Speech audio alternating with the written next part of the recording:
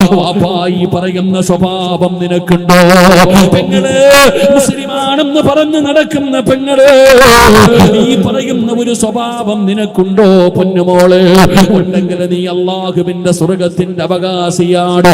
ഏതാണ് സ്വഭാവം എന്നറിയുവോ? വയദഊനനാ റഗബൻ വറഹബാ. അവര് പടച്ച റബ്ബിനോട് ദുആ ചെയ്യുന്നവരാ. അവര് പടച്ച റബ്ബിനോട് ദുആ ചെയ്യുന്നവരാ. ജീവിതത്തിൽ എന്ത് പ്രയാസം വന്നാലും, ദുഃഖമാകട്ടെ, ദുരിതമാകട്ടെ, രോഗമാകട്ടെ, കടമാകട്ടെ, മരണമാകട്ടെ, ജീവിതത്തിൽ താങ്ങാൻ കഴിയാത്ത പ്രയാസങ്ങൾ കടന്നു വരുമ്പോ പടച്ച റബ്ബിലെ പ്രതീക്ഷ വെച്ചുകൊണ്ട് ദുആ ചെയ്യുന്നവരുണ്ടല്ലോ, അവര് നാളെ സ്വർഗത്തിന്റെ അവകാശികളോ. അവർ അല്ലാഹുവിന്റെ സ്വർഗത്തിലേക്ക് കടന്നു പോകുമെന്ന് അല്ലാഹുവിന്റെ പരിശുദ്ധമായ ഖുർആൻ എവിടെന്ന് പറയുമ്പോ ഈ സദസ്സിലിരിക്കുന്ന നമ്മളെല്ലാവരും ദുആ ചെയ്യുന്നവരാ. ഞാനും നിങ്ങളും ദുആ ചെയ്യുന്നവരാണോ? ദുആയിക്ക് കുറവൊന്നുമില്ലടോ, ദുആയിക്ക് കുറവൊന്നുമില്ല. പക്ഷേ എങ്ങനെയുള്ള ദുആയാ? നമ്മളൊക്കെ ദുആ ചെയ്യും, പക്ഷെ എങ്ങനെയുള്ള ദുആയാ? ഒരിക്കലും രക്ഷപ്പെടാൻ കഴിയാത്ത ഒരു സാഹചര്യം, ഇനി രക്ഷപ്പെടാൻ ഒരു വഴിയുമില്ല എന്ന് തോന്നുമ്പോഴും അവർ അല്ലാഹുവിനോട് ദുആ ചെയ്യും. ഇപ്പൊ ഹോസ്പിറ്റലിൽ കൊണ്ടിടും, കൊടുക്കാൻ പറ്റുന്ന മരുന്നുകളൊക്കെ കൊടുത്തിട്ട് അവസാനം ഡോക്ടർ വന്നിട്ട് പറയും ഇനി ദൈവത്തിന്റെ ഇതല്ല, ഇനി എല്ലാം ദൈവത്തിന്റെ കയ്യിലാ, പ്രാർത്ഥിക്ക്. എന്റെ പ്രിയപ്പെട്ടവരെ, എങ്ങനെയാണ് ദുആ ചെയ്യേണ്ടതെന്നറിയുവോ? എങ്ങനെ ദുആ ചെയ്യുന്നവർക്കാണ് അല്ലാഹു സ്വർഗം കൊടുക്കുന്നതെന്നറിയുവോ? പെങ്ങളെ, അല്ലാഹുവിന്റെ വിശുദ്ധമായ ഖുർആൻ അവിടുന്ന് ഉദാഹരണം പറയുകയാ. വദന്നൂനി ഇദ്ഹബ് മുഗാദിബൻ ഫളന്നൻ അല്ലൻ നഖ്ദിറ അലൈഹി ഫനാദാ ഫിദ്ദുലുമാത് അല്ലാ ഇലാഹ ഇല്ലാ അന്ത സുബ്ഹാനക ഇന്നി കുന്തു മിനൽ ളാലിമീൻ. യൂനുസ് നബി അലൈഹിസ്സലാം ചെയ്ത ദുആയാണ്. എവിടെ കിടന്നാണ് ചെയ്യുന്നതെന്നറിയുമോ? കടലിൽ പോയവർക്കറിയാ, കടൽ കണ്ടവർക്കറിയാ.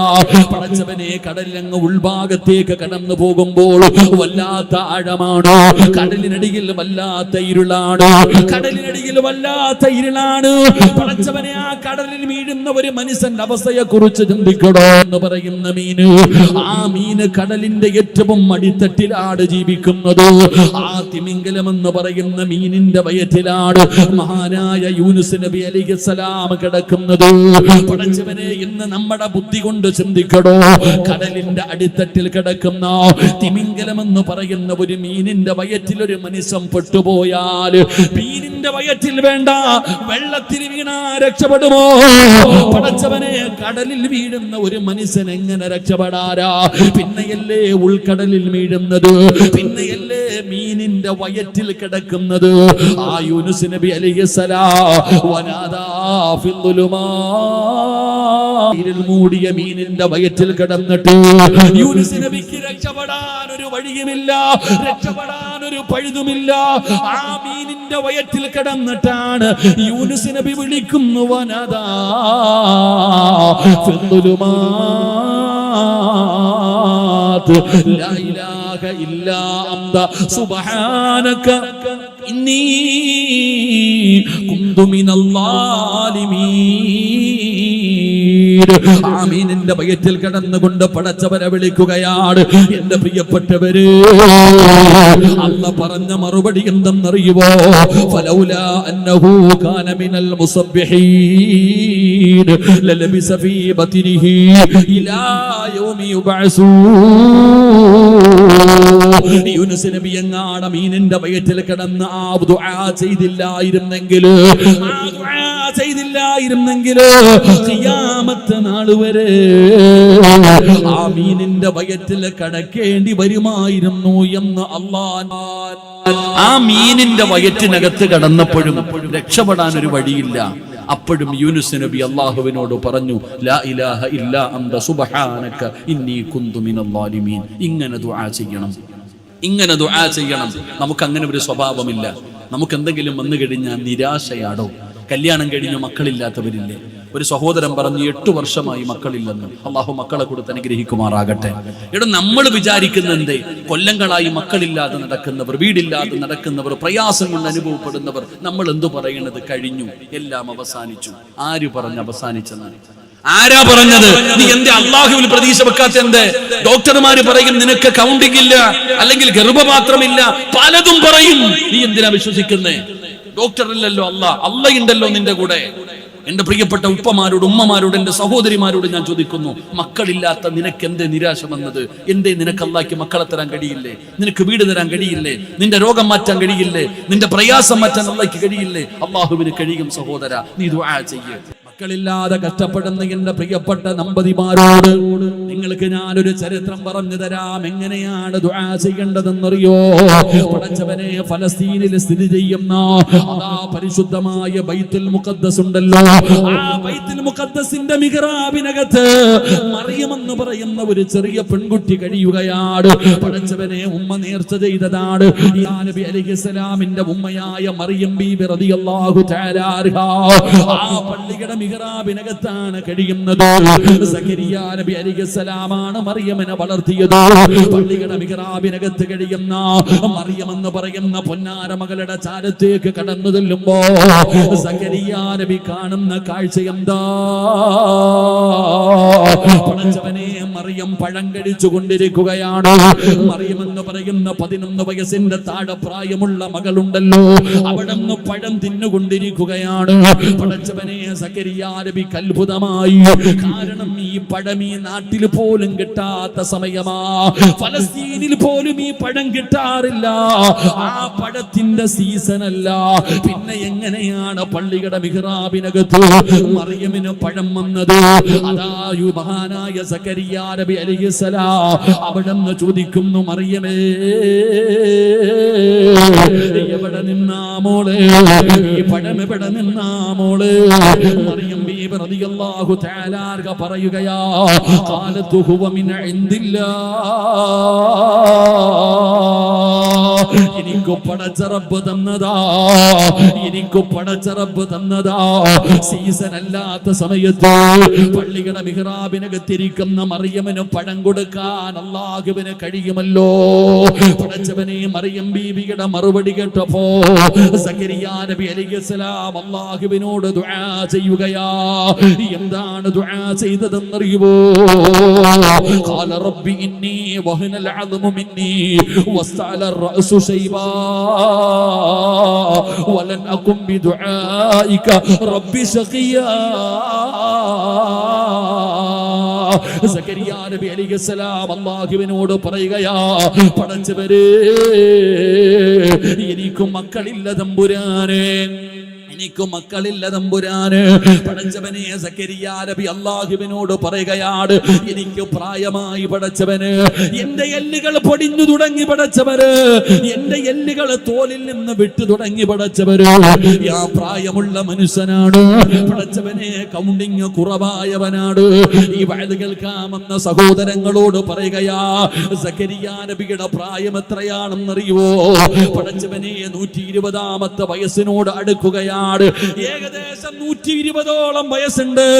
ആ വൃദ്ധനായ സക്കരിയാ നബി ഇന്നത്തെ ഡോക്ടർമാര് പറയുമല്ലോ മക്കൾ ഉണ്ടാകില്ല എന്ന്.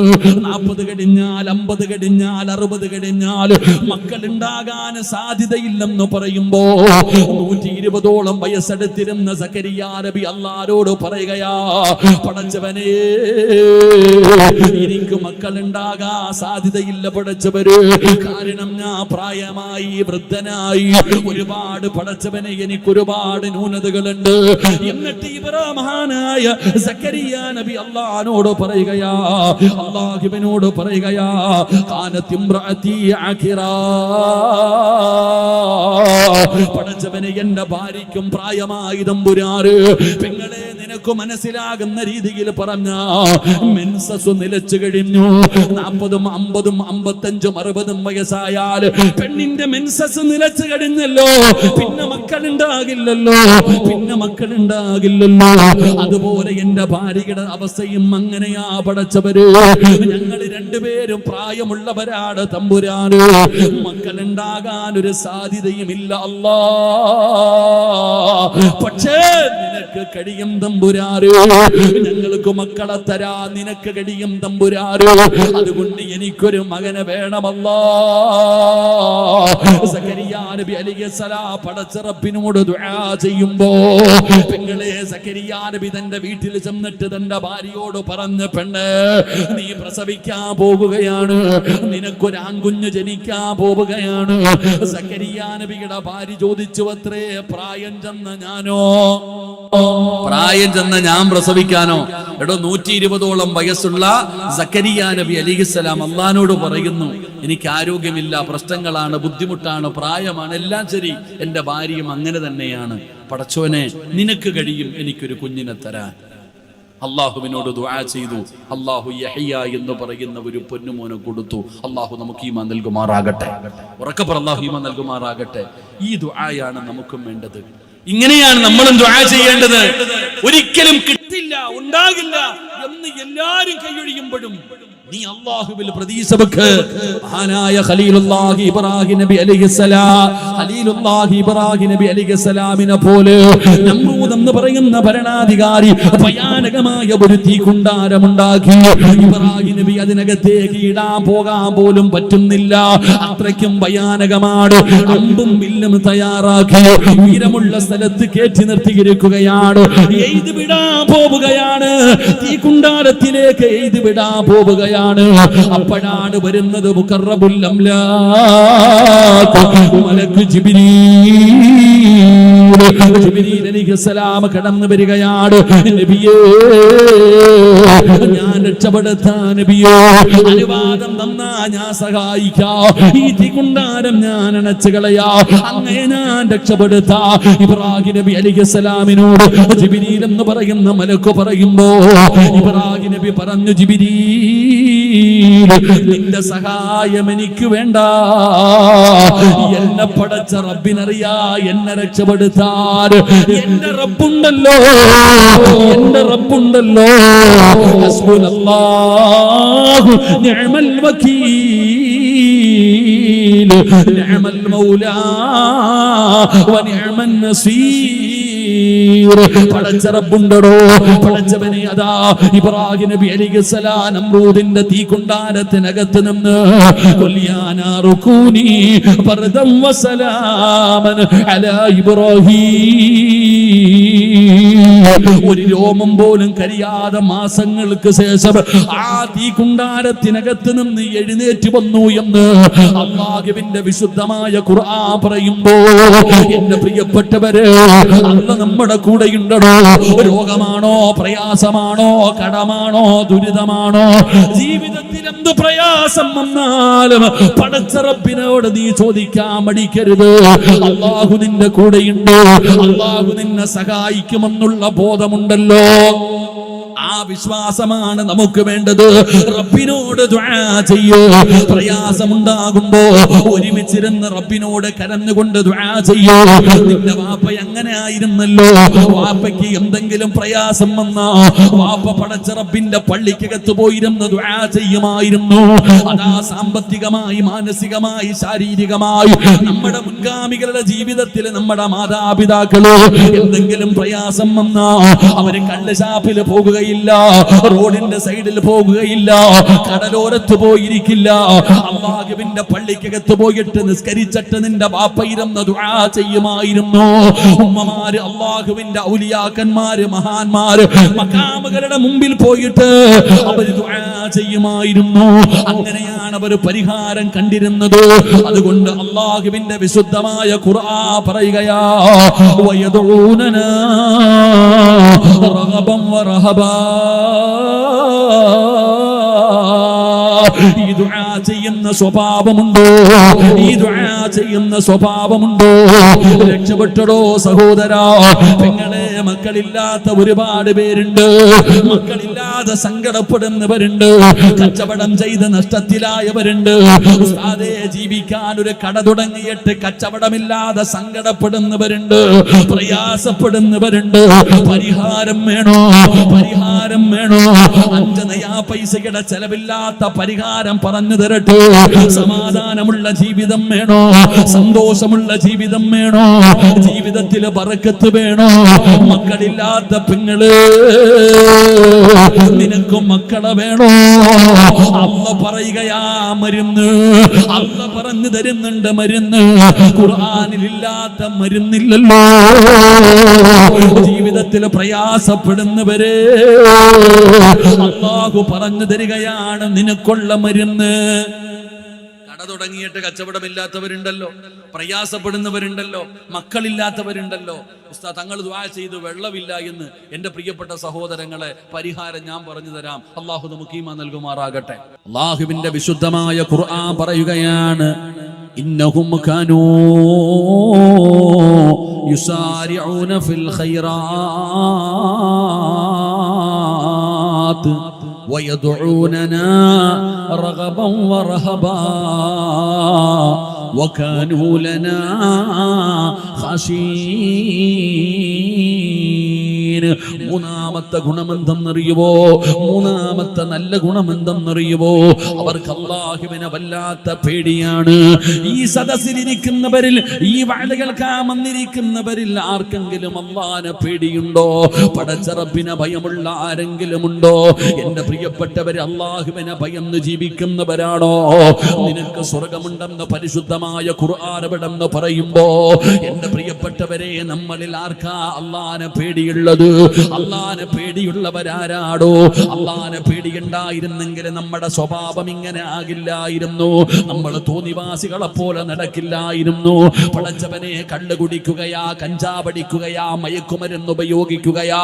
അല്ലാഹുവിന്റെ പള്ളിക്കകത്ത് നിസ്കാരം നടക്കുമ്പോ പള്ളിയുടെ മുമ്പിലിരുന്നാ പോലും പള്ളിക്കകത്ത് കയറാൻ പറ്റുന്നില്ല.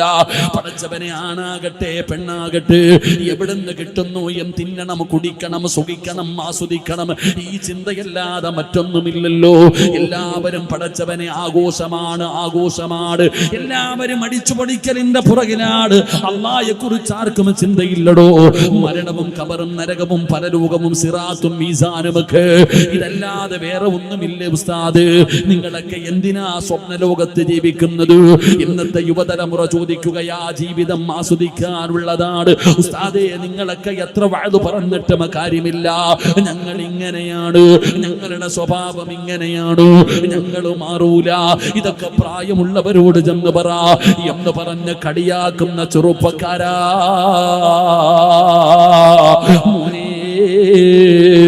ഈ ജീവിതം ആസ്വദിക്കാനുള്ളതല്ല, ഈ ജീവിതം സുഖിക്കാനുള്ളതല്ല.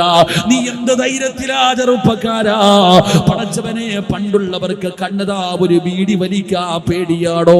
പണ്ട് പ്രായമുള്ളവർ പോലും ബീഡി വലിക്കുന്നത് ഒളിച്ചിരുന്നാട് പേടിയായിരുന്നു. മറ്റുള്ളവരുടെ മുമ്പിൽ ബീഡി വലിക്കാ പേടിച്ചിരുന്ന ഒരു കാലമുണ്ടായിരുന്നു. ഇന്ന് കഞ്ചാവ് വലിക്കാ പേടിയില്ലടോ. പരസ്യമായി നിന്ന് കഞ്ചാവടിക്കുന്നവരുണ്ടല്ലോ, കള്ള് കുടിക്കുന്നവരുണ്ടല്ലോ. ഇന്നത്തെ തലമുറയ്ക്ക് പാപം ചെയ്യാ പേടിയില്ലടോ. പണ്ടൊരു പെണ്ണിന്റെ ശരീരത്ത് തൊടാനൊരു പെണ്ണിനെ നോക്കാനൊരു പെണ്ണിന്റെ കൂടെ നടക്കാ പേടിയായിരുന്നു. ഇന്ന് കൈപിടിച്ചുകൊണ്ട് നടക്കുന്ന കാലവാ. ഇന്ന് പേടിയില്ലടോ. ആകിന്റെ വിശുദ്ധമായ ഖുർആൻ പറഞ്ഞു, വലാ തഖറബുസിനാ ഇന്നഹു കാന ഫാഹിശാ വസാഅ സബീലാ. നിങ്ങൾ അതിലേക്ക് അടുക്കുന്ന കാര്യം പോലും ചെയ്യരുത്. ഇന്ന് ദീനില്ലാതെ പോയടോ. ഇന്നത്തെ ഉമ്മത്തിന് ദീനില്ലാതെ പോയടോ. അതുകൊണ്ടാണ് പടച്ചവനെ തന്റെ ഉമ്മയുടെ പ്രായമുള്ള തന്റെ ഭർത്താവിന്റെ ഉമ്മയെ പരസ്യമായി കൊടുവാള് കൊണ്ടുവന്ന് വെട്ടിക്കൊല്ലാ തയ്യാറാകുന്നത്.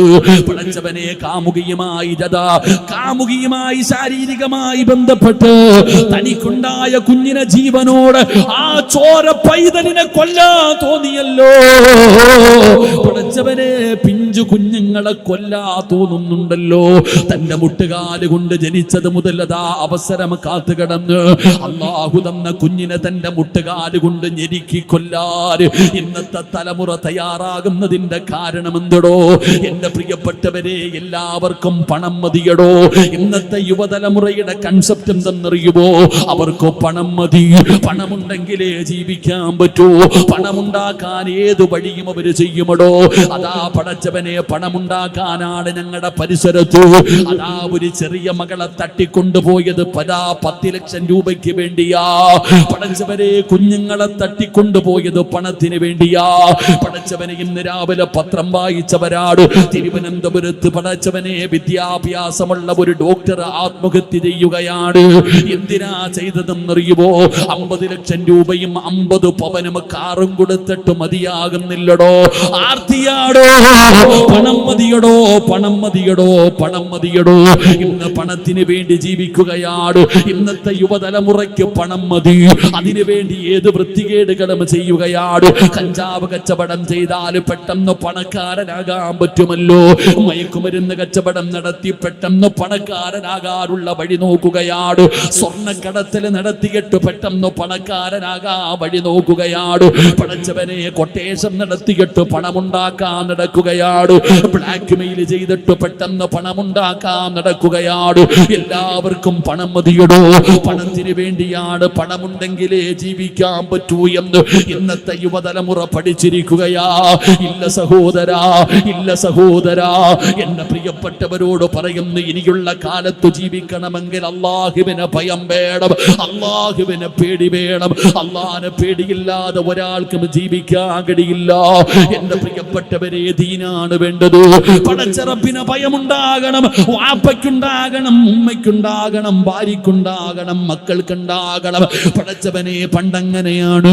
ഉപ്പ പാപം ചെയ്താ ഉമ്മ തിരുത്തുമായിരുന്നു, ഉമ്മ പാപം ചെയ്താ വാപ്പ തിരുത്തുമായിരുന്നു. ഇനി മാതാപിതാക്കള് ചെയ്താ മക്കള് തിരുത്തുമായിരുന്നു.